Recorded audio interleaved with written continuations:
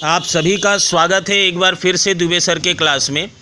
प्यारे बच्चों, आप सबके बहुत सारे कमेंट्स आ रहे थे कि सर और भी विषयों के आप एमसीक्यू और एसएक्यू बताइए।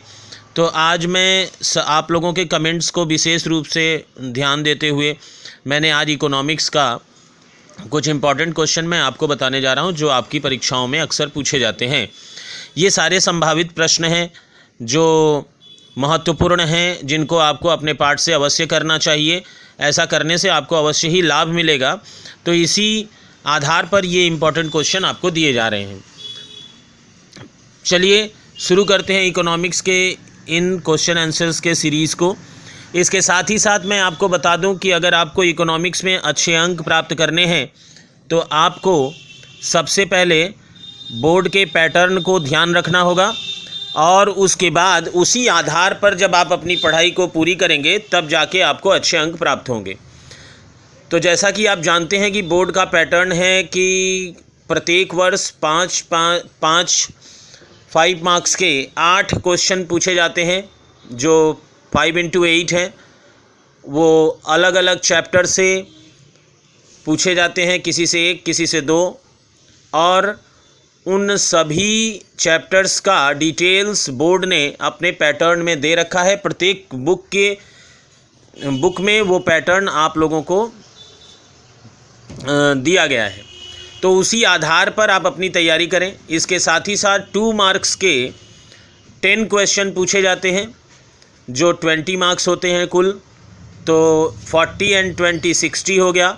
इसके बाद MCQ 10, 5 true false and 5 fill in the blanks. तो इस आधार पर आपके टोटल 80 मार्क्स कंप्लीट होते हैं। इस पैटर्न को जब आप फॉलो करेंगे, प्रत्येक चैप्टर से कहाँ से MCQ, कहाँ से SAQ, और कहाँ से 2 मार्क्स क्वेश्चन और कहाँ से 5 मार्क्स क्वेश्चन पूछे जाते हैं, ये सब कुछ बोर्ड ने अपने पैटर्न में बता रखा है। तो आप उसको फॉलो करके अगर आप पढ़ेंगे तो अवश्य ही आपको लाभ होगा। चलिए बिना विलंब किए आज शुरू करते हैं आज के सीरीज़ को। कुछ इंपॉर्टेंट बातें तो मैं ऐसे ही बीच बीच में बताता रहूँगा, आप लोग बने रहें। हाँ, एक बात अवश्य, जिन लोगों ने अभी तक मेरे चैनल को सब्सक्राइब नहीं किया है वो कर दें। साथ ही साथ आप इस वीडियो एकदम मेरे चैनल पर ये नया प्रकार का वीडियो है, तो आप लोग इसको भी ध्यान रखें कि आप कमेंट करके अवश्य बताएँ कि ये वीडियो कैसा लगा, ये क्लास आपको कैसा लगा दुबे सर के साथ, और कितना आपको समझ में आया या नहीं आया। तो आप ऐसा कमेंट करेंगे तो मैं आगे भी उसी आधार पर अपनी एक्टिविटीज़ को करूँगा। तो चलिए शुरू करते हैं। पहला प्रश्न है, what is inferior goods? Inferior goods are those goods for which income effect is negative. The demand for such goods decreases when income of the consumer rises and vice versa. मतलब जो कस्टमर या consumer के income बढ़ने पर consumer कुछ वस्तुओं की खरीद जो है वो कम कर देता है, वह कुछ वस्तुओं को कम खरीदने लगता है, क्योंकि अब उसका इनकम स्टेटस बढ़ गया है, इसलिए वह उन वस्तुओं को छोड़ देता है। ऐसी वस्तुओं को ही हम इन्फेरियर गुड्स कहते हैं।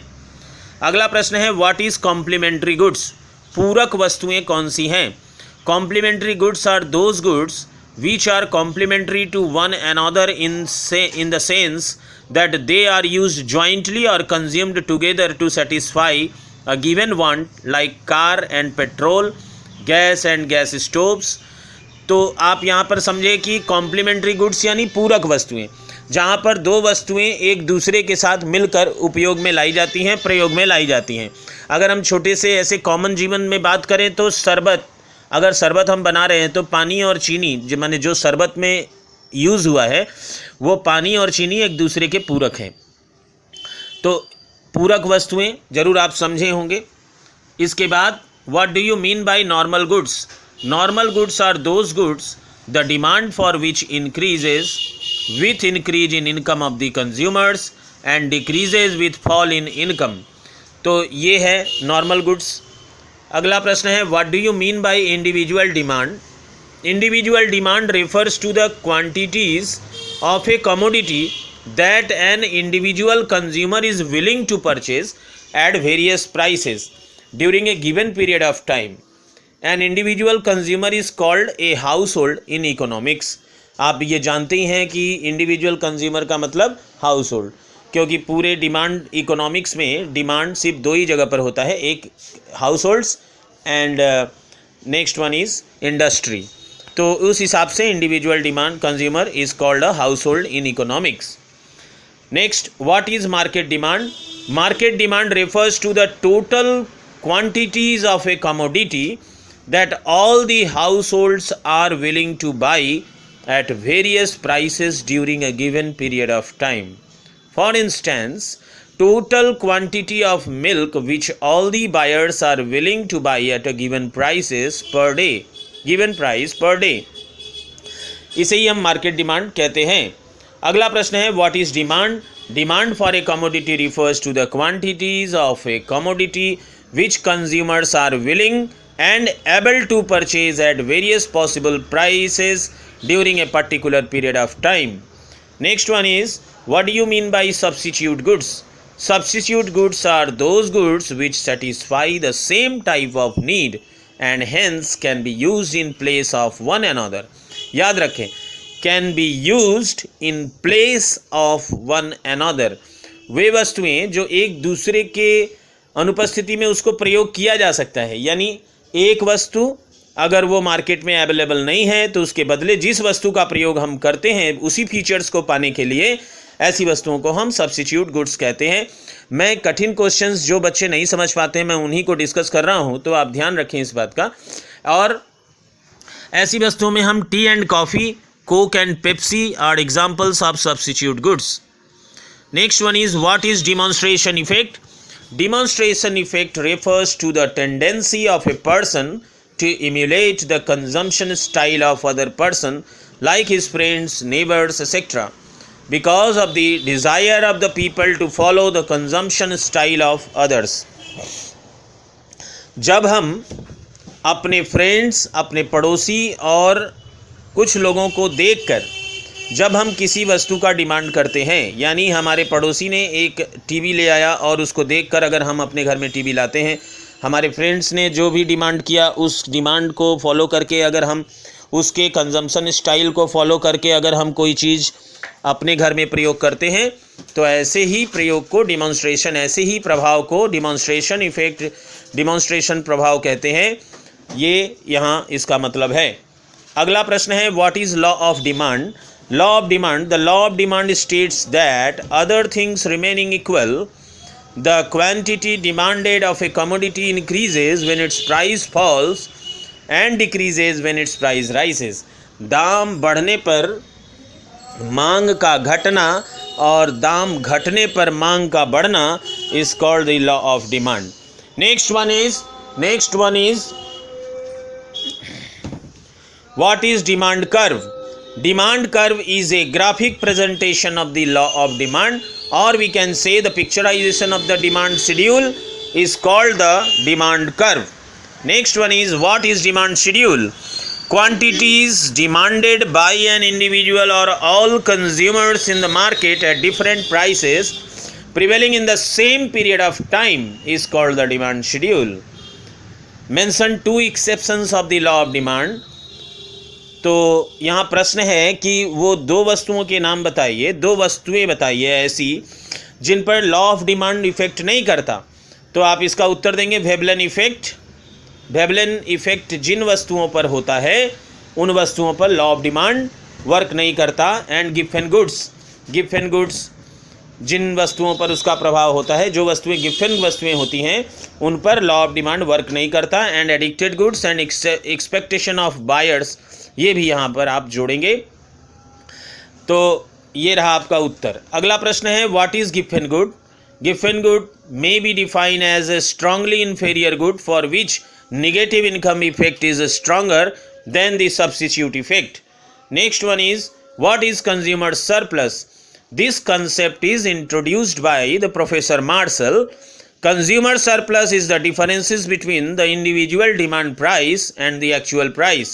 Next one is, mention two factors influencing the individual demand for a commodity, that is need of the individual, taste and preferences. Next one is, what is meant by change in demand? When demand for any commodity changes due to change in any factor other than own price, like change in income, change in prices of related goods, change in tastes, and we call it change in demand. What is utility? Utility means the power to satisfy wants inherent in the commodity. When an individual can satisfy any of his wants by using any commodity or services, then that commodity or service has some utility to that individual. State the differences between inferior goods and given goods. तो यहाँ पर आप inferior goods and given goods के differences को कैसे लिखेंगे? आप दोनों गुड्स का डेफिनेशन दे दीजिए, इन्फेरियर गुड्स का डेफिनेशन दे दीजिए और गिवन गुड्स का डेफिनेशन दे दीजिए जो यहाँ पर मैंने दे रखा है. Inferior goods are those goods for which income effect is negative. The demand for such goods decreases when income of the consumer rises and vice versa. गिवन goods may be defined as a strongly inferior good for which negative income effect is stronger than the substitution effect. Next one is, what is is law of demand applicable in the share market? Law of demand does not applicable in the share market because when the price of any particular share increases in the share market, the demand for that share also increases. तो इस प्रकार आपने देखा कि यहाँ पर मैंने आपको कुछ क्वेश्चंस दिए हैं. प्यारे बच्चों, मैं आपको बता दूं कि ये सारे क्वेश्चन नहीं हैं आपके सिलेबस के या आपके चैप्टर्स के. ये जस्ट मैंने एक पार्ट किया है. बहुत सारे क्वेश्चन हैं, लगभग 45-50 क्वेश्चन होंगे या उससे भी ज़्यादा हो सकते हैं, पर नॉट मोर देन 60. अगर आप इसको ध्यान रखें तो मैं आपको यहाँ पर एक पार्ट दिया. जस्ट मैं चेक कर रहा हूँ कि आपको ये प्रयास मेरा कैसा लग रहा है. आप ज़रूर कमेंट करके बताएं. साथ ही साथ कमेंट बॉक्स में नीचे वीडियो डिस्क्रिप्शन में जाकर देखें, वहाँ पर मैं आपको एक पेपर दे रहा हूँ. आप उस पेपर को भी करें जो आपके इस वर्ष के लिए परीक्षा में बहुत ही उपयोगी होगा. तो मेरे प्यारे बच्चों, आप इस प्रयास को करते रहें. मैं बार बार कहता हूँ कि दुबे सर, मैं आपके लिए अक्सर आपके लिए जो महत्वपूर्ण होता है वही लाता रहता हूँ. तो आप बिल्कुल बने रहें और देखते रहें. कमेंट करके जब आप बताएंगे उसके बाद आपको नेक्स्ट वीडियो मिलेगा जो इसी सीरीज़ का नेक्स्ट वन होगा. अगर आपको ये वीडियो अच्छा नहीं लगेगा तो शायद मुझे ये वीडियो बंद कर देना पड़ेगा. तो इस प्रकार आज का वीडियो मैं इसी आशा के साथ बंद कर रहा हूँ कि आप ज़रूर कमेंट करेंगे और आपको ये वीडियो ज़रूर अच्छा लगेगा. धन्यवाद. मिलते हैं नेक्स्ट वीडियो क्लास में.